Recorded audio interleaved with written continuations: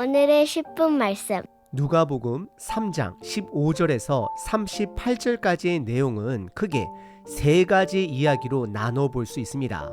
먼저 3장 전반부에서 세례 요한이 회개의 침례를 시작하면서 그의 사역이 시작되었습니다.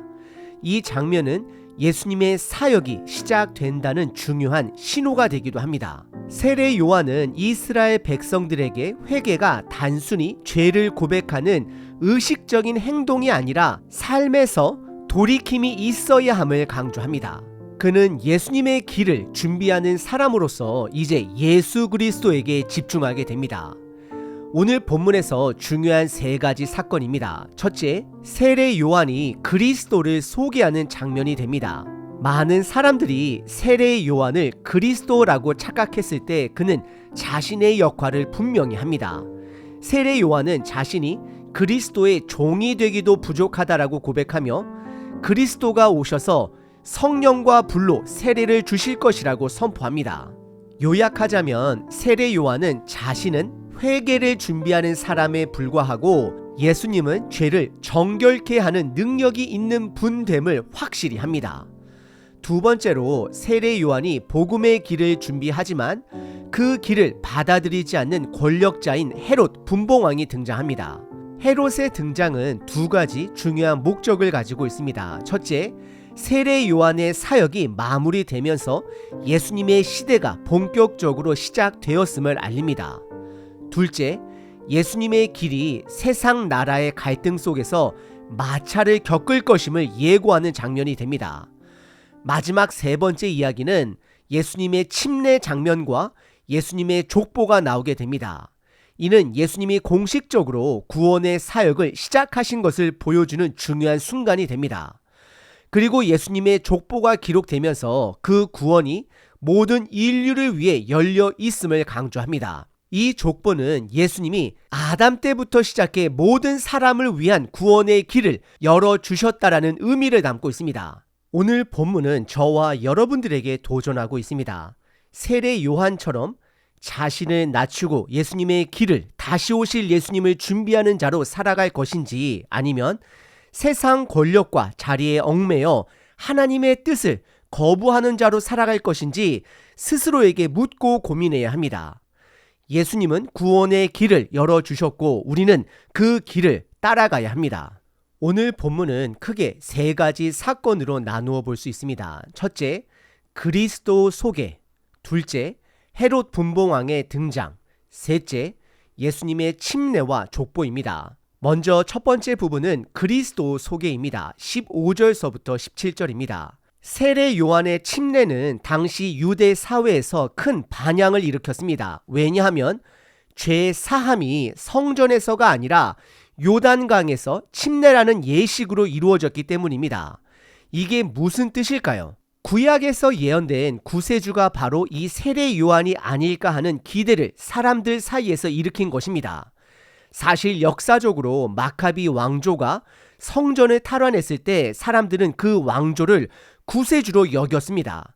이처럼 이스라엘 백성들은 항상 구약에서 약속한 구세주를 기다려왔고 이제 세례 요한이 그 구세주일 것이라는 기대가 더 커졌던 것입니다. 그런데 16절에서 세례 요한은 자신이 그리스도가 아님을 분명히 밝힙니다. 첫 번째로 그는 그리스도는 능력자다라고 말합니다. 그 능력자는 자신이 그리스도의 종의 역할조차 할 수 없을 정도로 위대하다라고 고백을 합니다. 예를 들어 당시 발과 신발은 매우 더럽다라고 여겨져 종이 그 신발끈을 풀어주는 일이 가장 천한 일로 여겨졌습니다. 그러니까 세례 요한은 자신이 그런 천한 역할도 할 수 없다라고 말하면서 그리스도의 위대함을 강조하고 있는 것입니다. 우리는 이 장면을 통해 예수님이 제자들의 발을 씻겼던 모습을 떠올릴 수 있습니다. 예수님은 종의 역할을 넘어서서 사람들의 죄를 씻기셨다라는 의미가 담겨져 있습니다. 두 번째로 세례 요한은 자신은 물로만 침례를 주지만 그리스도는 성령과 불로 침례를 주실 것이다라고 선언합니다. 즉 세례 요한의 침례는 준비의 침례에 불과하고 예수님의 침례는 구원의 침례라는 것입니다.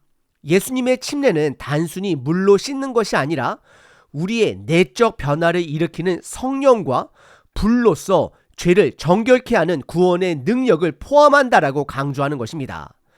또한 17절에서는 심판자로서의 예수님을 강조합니다. 예수님의 사역이 단순히 구원만을 위한 것이 아니라 죄와 부패를 정화하는 심판적 역할도 한다라는 것을 선언하고 있습니다. 세례 요한은 예수님의 침례를 성령과 불로 표현하며 성령은 내적 변화를, 불은 정화 과정을 설명합니다. 결국 예수님을 통해 우리의 마음을 변화시키고 불을 통해 죄를 정화하며 심판자로 죄를 심판하실 것임을 말하고 있습니다. 두 번째 이야기는 헤롯 분봉왕의 등장입니다. 18절서부터 20절입니다. 분봉왕 헤롯은 세례 요한이 그의 죄를 책망하자 결국 그를 감옥에 가두는 인물입니다. 그런데 여기서 중요한 점은 헤롯이 왜 등장했는지입니다. 세례 요한의 사역이 끝나면서 예수님의 시대가 본격적으로 시작되는 시점을 강조하려는 것이 목적입니다. 사실 세례 요한은 예수님을 준비하는 사람으로서 역할을 다하고 있었는데 그의 역할이 끝나면 예수님의 사역이 시작된다라는 점을 부각시키려는 의도가 있는 것입니다. 그리고 또 하나 중요한 점은 헤롯의 등장을 통해 예수님의 길이 세상 나라의 갈등 속에서 갈등과 마찰을 겪을 것임을 보여주고 있는 것입니다. 헤롯은 당시 정치적인 권력자였고 그가 세례 요한을 불법적으로 처벌하는 사건을 통해 예수님의 사역도 결국 세상 권력과 충돌을 피할 수 없다라는 점을 암시하고 있습니다. 즉 세례 요한의 사역이 마무리되면서 예수님의 길이 시작되지만 그 길에는 세상적인 저항과 갈등이 있을 수 있다라는 사실을 보여주고 있는 것입니다. 그리고 세례 요한이 헤롯 왕의 죄를 지적한 부분을 간략하게 살펴보면 헤롯 안티파스가 배다른 동생인 헤롯 빌립의 아내인 헤로디아와 결혼하게 됩니다. 결국 그는 형수님과 결혼한 셈입니다. 족보적으로 보게 되면 헤로디아는 헤롯 안티파스의 조카가 되기도 합니다. 그런데 그만큼 복잡한 가족 관계 속에서 헤로디아는 역사적으로 정치적 야망이 강한 여성이었다는 것을 확인할 수 있습니다. 그녀는 첫 번째 남편인 빌립 1세가 왕이 되지 못한 것에 불만을 품었고 더 큰 권력을 얻기 위해 헤롯 안티파스와 정략적으로 결혼하게 된 것입니다. 사실 모든 게 정치적 목적에 의한 결혼이었습니다. 그리고 나서 헤로디아는 두 번째 남편인 헤롯 안티파스와 결혼할 때 그의 첫 번째 아내를 쫓아내기까지 했던 인물입니다. 그러니 이 모든 결혼 과정에서 부적절한 관계들을 세례 요한은 공개적으로 지적한 게 된 것입니다. 사실 이 장면은 나단 선지자가 다윗의 죄를 많은 사람들 앞에서 지적한 사건과 비슷하다라고 볼 수 있습니다.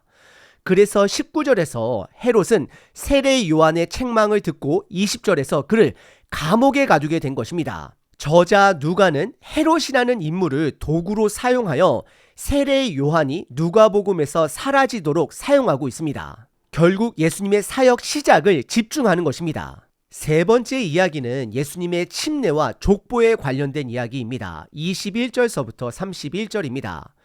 여기서 20절과 21절 사이를 보시게 되면 누가가 의도한 것이 하나가 보입니다.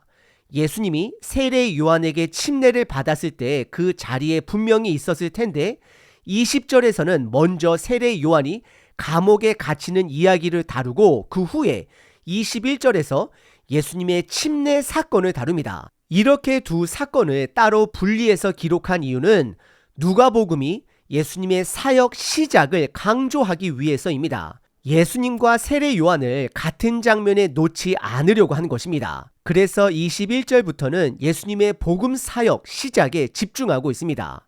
21절에 보면 백성들이 침례를 받을 때 예수님도 함께 침례를 받으셨다라고 기록합니다. 세례 요한이 준 침례는 죄 사함을 위한 침례였는데 예수님은 죄가 없으신 분이십니다.